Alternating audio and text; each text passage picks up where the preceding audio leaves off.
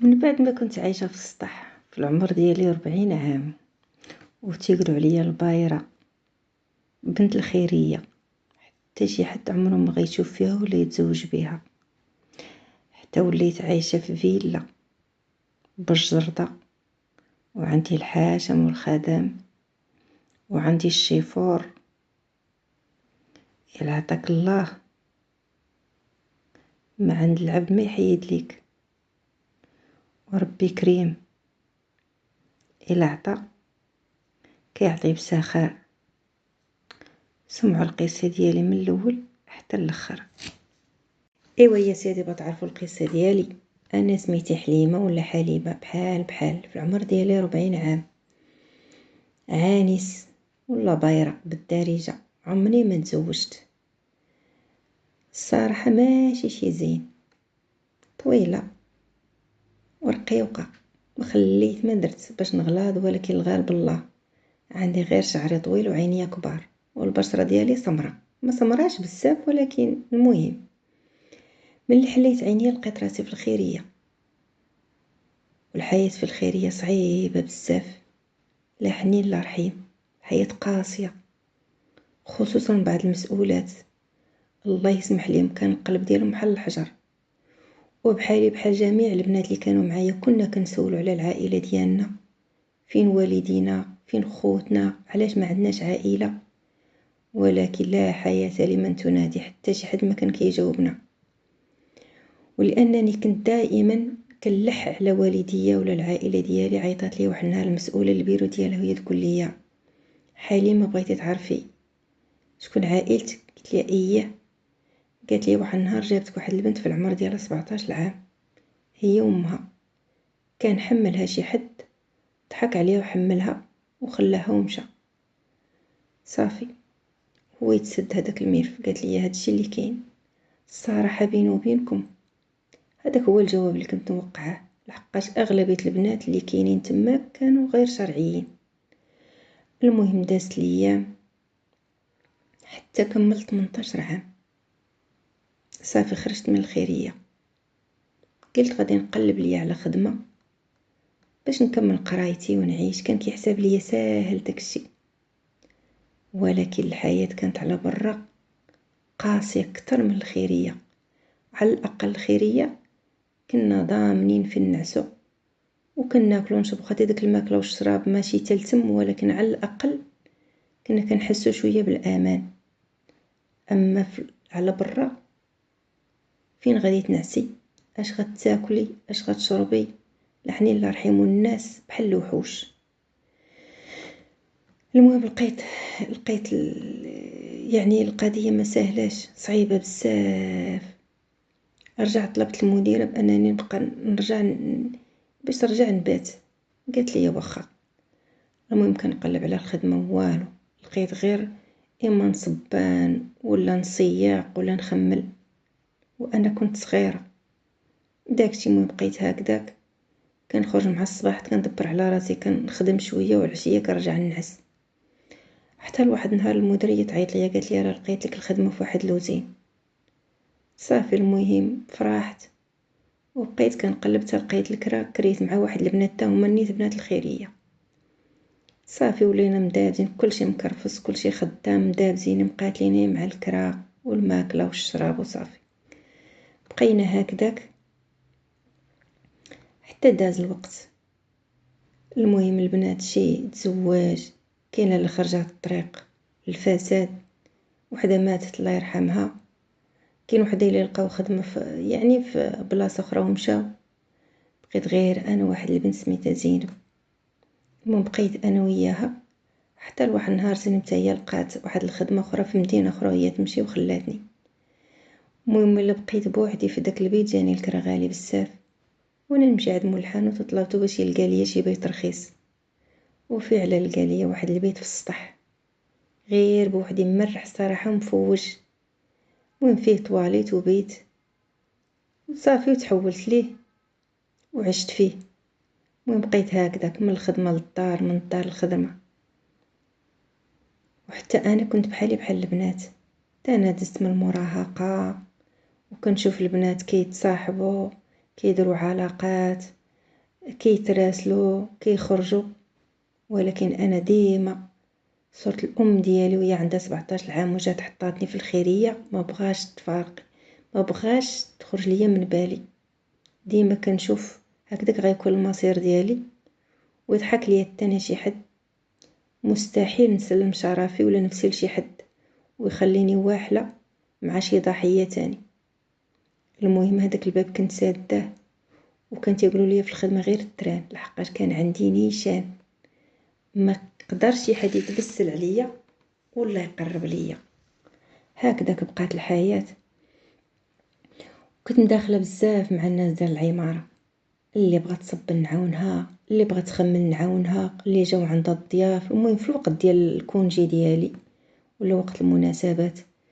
وديما كنت كنقول شي نهار شي وحده تزوجني لخوها ولا لولدها ولا لشي حد من عائلتها.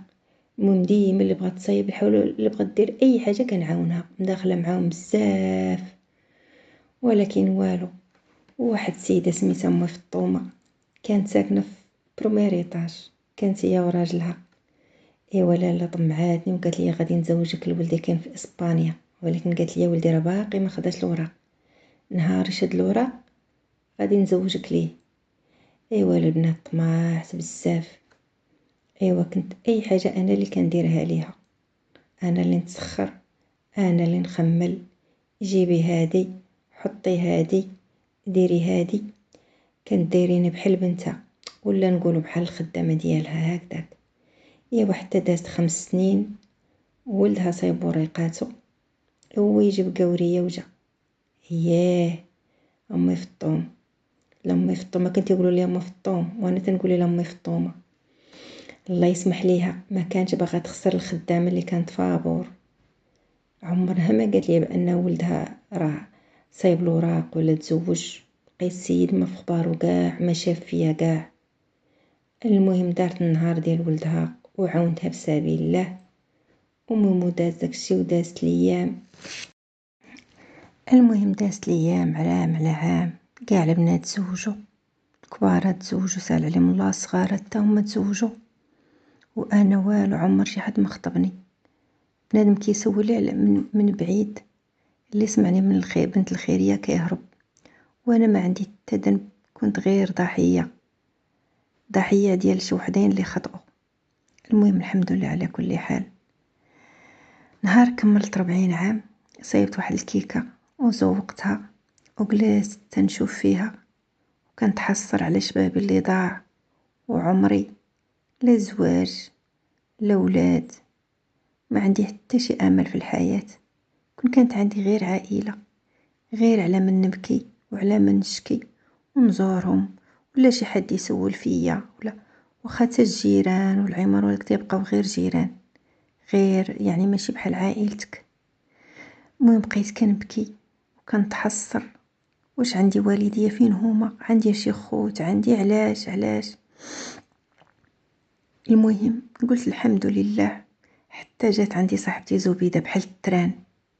صاحبتي زبيده حتى هي مسكينه ما مزوجه ما والو، هي كبار مني تقريبا، عندها شي 46 عام، ولكن هي عندها العائله ديالها.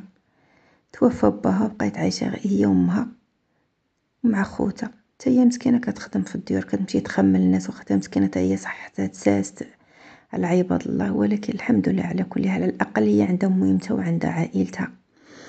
المهم قالت لي واش تمشي معايا، راه كنخمل واحد الناس واحد الفيلا. قالت لي راه دائما كانت تمشي مع صاحبتها. خملات معايا قالت لي اليوم راه عندي بغيت غير نقاد الخوامي وداكشي 3 ايام وهما كيخملوا. هادوك الناس اللي في الفيلا عندهم الخدامه ديالهم، ولكن ملي كيبغيو يخملوا كيدو صاحبتي زبيده وكدي معاها صاحبتها كيمشيو يخملوا لهم. المهم كيدوزو 3 ايام وما كيخملوا ويصبنوا كلشي.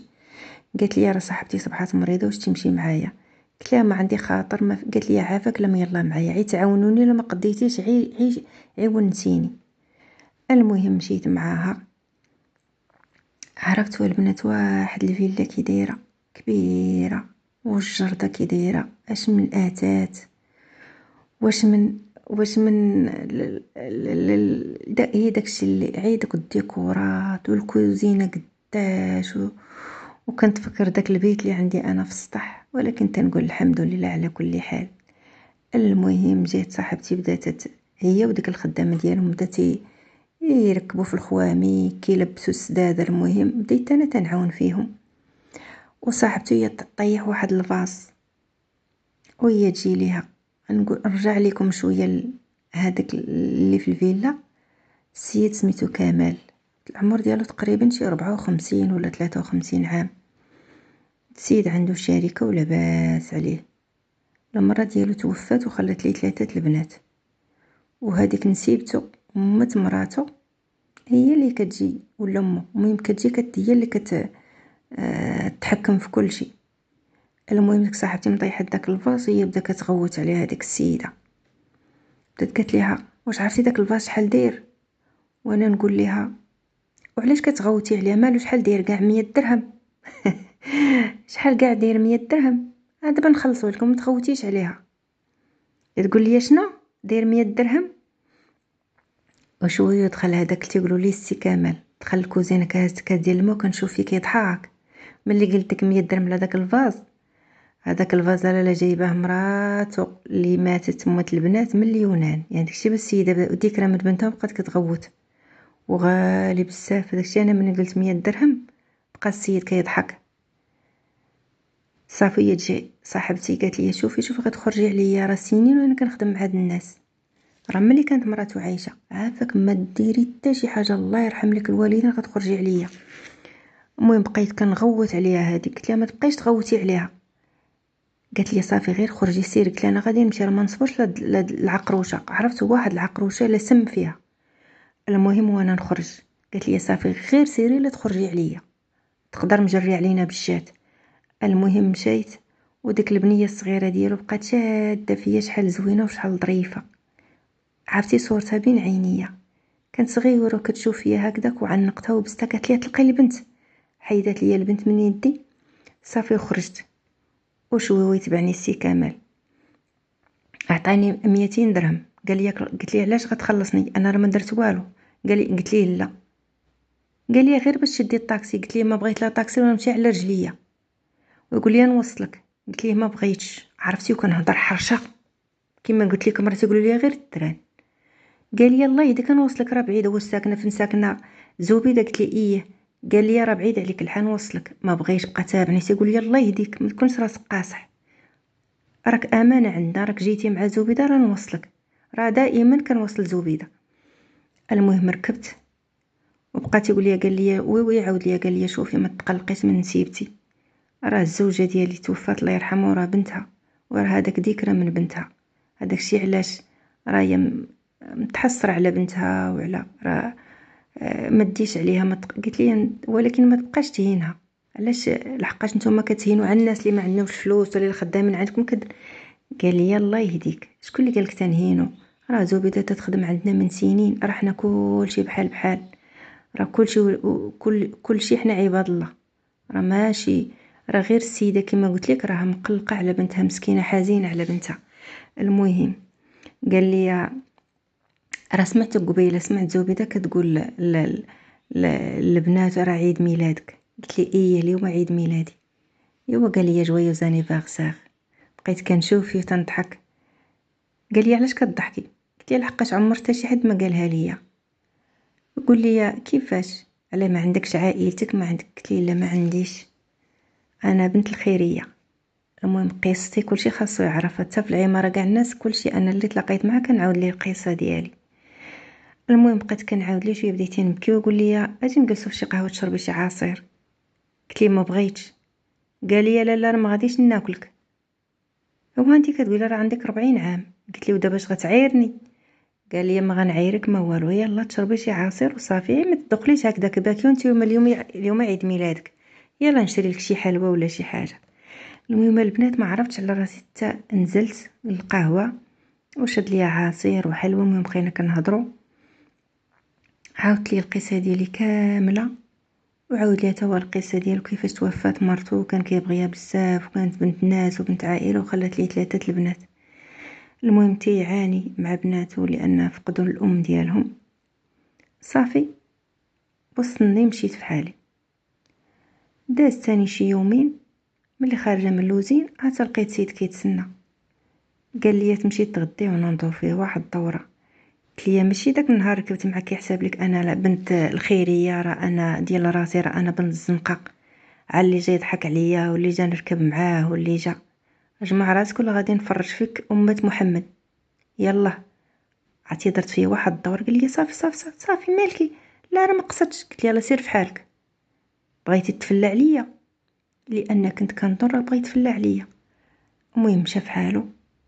دازت جات عندي زبيده قلت لها كاين وكاين. قالت لي ويلي السي كامل راه ما يمكنش، راه سيد مزيان ومحترم. قلت لها اييه لا لا قهاور كان بغيت تفلى عليا وبغي.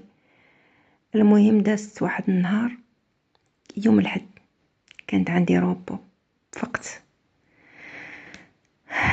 فطرت، خملت داك البيت فيه جوج سدادر، خملتو نقيتو، صبنت حويجاتي، طيبت واحد القيمله ديال العدس فوق البوطه الصغيره، حطيت البراد والنعناع والسكر وجمعت حويجاتي ديال الحمام والسطوله ومشيت للحمام.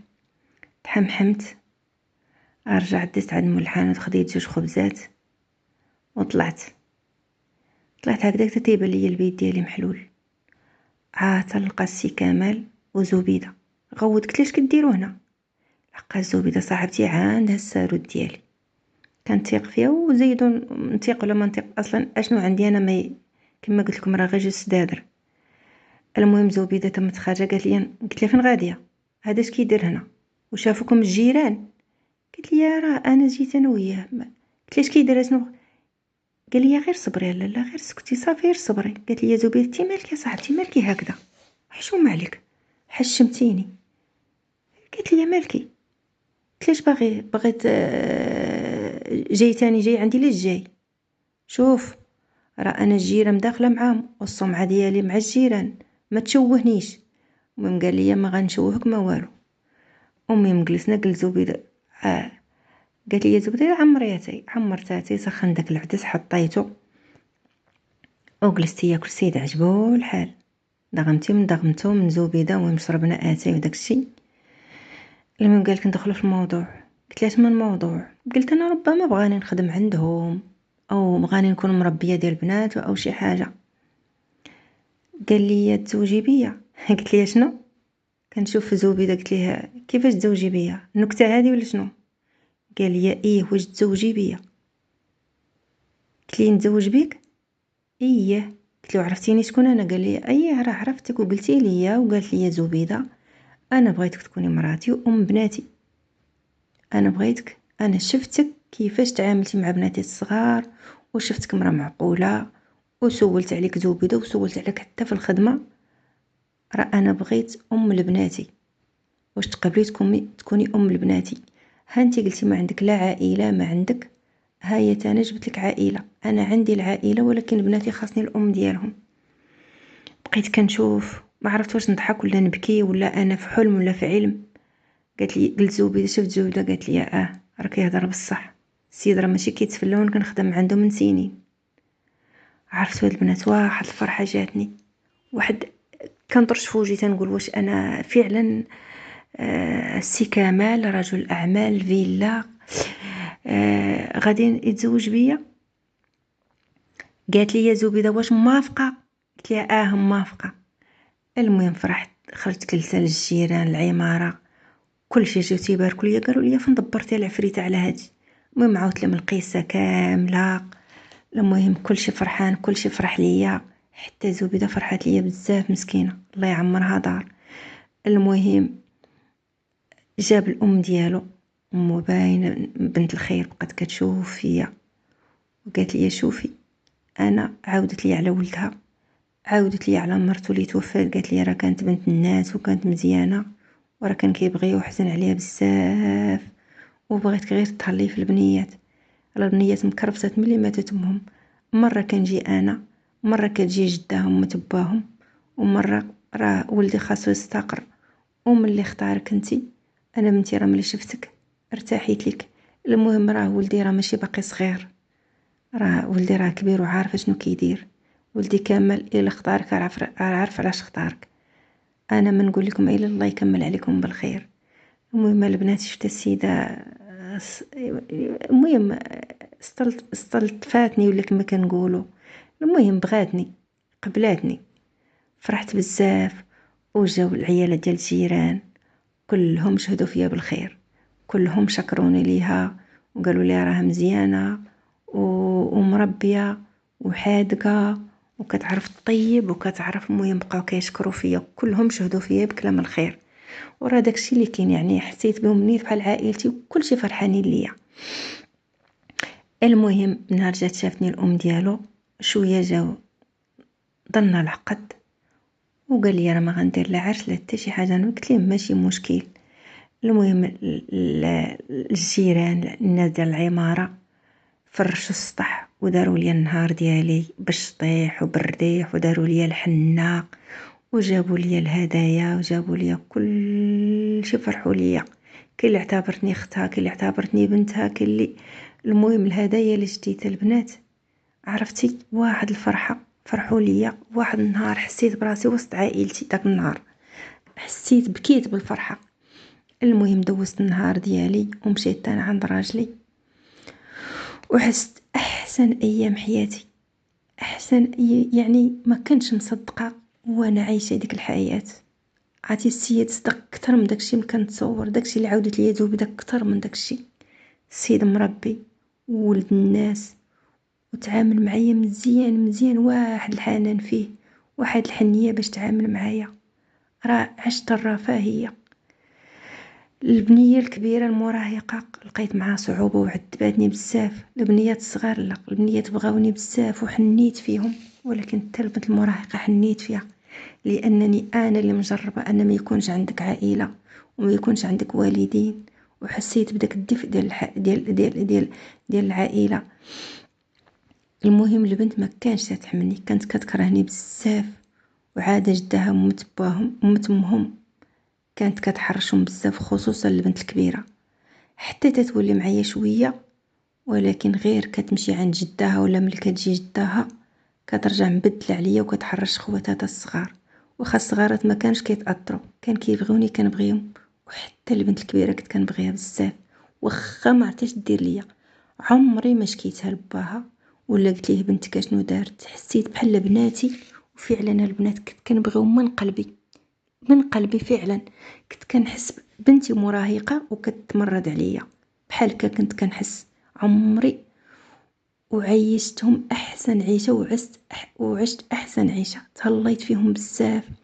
عرفتي عقوبتي شحال تهليت فيها ولات كتبغيني بزاف. وخواتاتو وخوتو وعائلتو وصحابو كنت كلشي كنتهلا فيهم وكنكبر بيهم.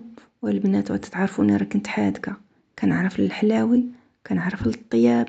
يعني حتى العيالات اللي خدامات عندي، جوج عيالات كنت كنتعامل معاهم مزيان وكنت كنعاونهم. كنت دايرهم خواتاتي ماشي خدامات عندي، كانوا كيبغيوني بزاف. يعني كنت مكبره بكل شيء لانني انا عشت الفقر والحرمان. عمرني ما تكبرت على شي حد، عمرني. دائما كنت كندير غير الخير. ولكن ديك نسيبت ديك نمت جديت البنات كانت كتكرهني بزاف. تخيلوا البنات كانت كتجي وكتبقى تآمر وتتحكم.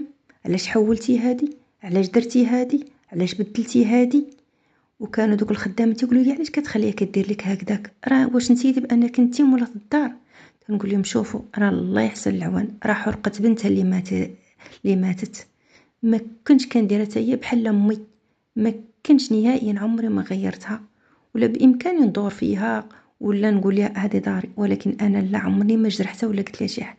كنخليها كدير تدعيه وكتحرش عليا البنات. المهم كنت صابره عليها بزاف.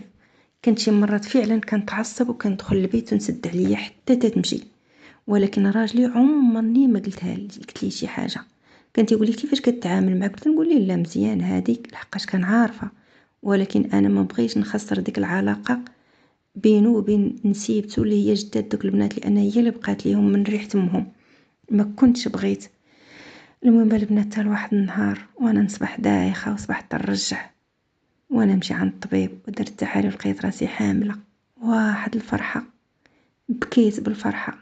كما قلت لكم في الاول، ربي كيعوض والامل في الله كبير، وربي ملي كيبغي يعطي كيعطي بسخاء بسخاء بسخاء.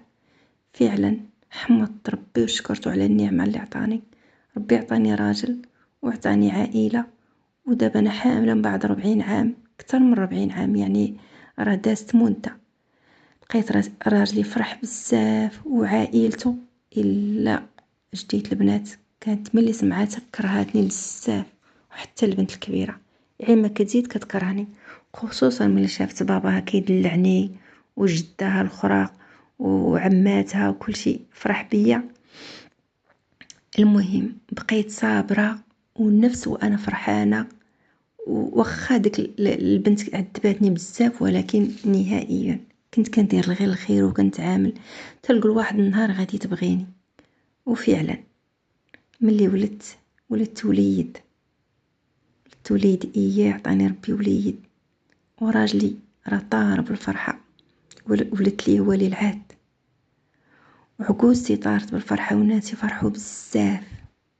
الا جدات البنات ما زادت كتكرهني، فعلا كرهتني بزاف، خصوصا ملي ولدت الولد. ولكن دار ليا واحد السبوع فرحوا بيا بزاف، عوضوا ليا كاع داكشي. داروا لي السبوع في القاعه بالعماريه وبالنكافه وبكل شيء.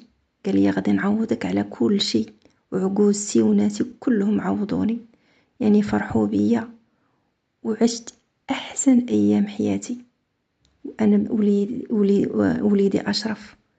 المهم مع الوقت البنات كيحماقوا على خوهم الصغير، ديما هازينو ويلعبوا معاه، يعني عمر عليهم.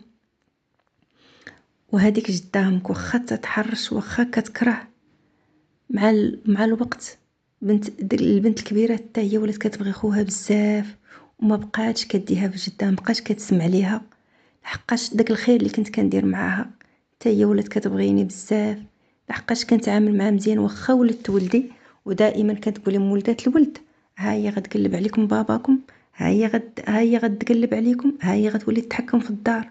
انا والو، ما دا غير فراسي وفي ولدي، وكندير غير الخير. كتجي كتبقى تغوت كدير لي بغات ما كنجاوبهاش، صافي في الاخر عيات. ما غنقولش لكم ولات كتبغيني، غير ميكات عليا وصافي. المهم هادشي داز، وعامين هادي باش توفى راجلي الله يرحمه. البنات الكبارات تزوجوا قبل يموت باهم، والبنت الصغيره كتقرا في فرنسا كدير الماستر. ولدي اشرف كيقرا في الثانوي، وراجلي مات الله يرحمه. ما عمرو هاني ولا عايرني ولا حسسني بانني ماشي مرا ولا بنت الخيريه. نهائيا رجعت مرا اخرى، زيانيت وغلاضيت ولبست اغلى يعني المجوهرات والحوايج، وكان دار لي الشيفور والمرسيدس، وشفت انا كاع البلدان ديال العالم درتهم معاه، ومشينا للحج، مشينا للعمره. المهم داكشي اللي شفت معاه عمرني ما كنت ظنيت غادي نشوفه. عوضني الله بزاف، الله يرحمه ويوسع عليه. الفراق ديالو كان صعيب، ودابا انا عايشه مع ولدي اشرف، الله يخليه ليا ويطول ليا في عمري حتى نشوف وليداته. وهذه هي قصتي، والعبره ان الامل في الله كبير، وما عمركم تفقدوا الامل في الله سبحانه وتعالى.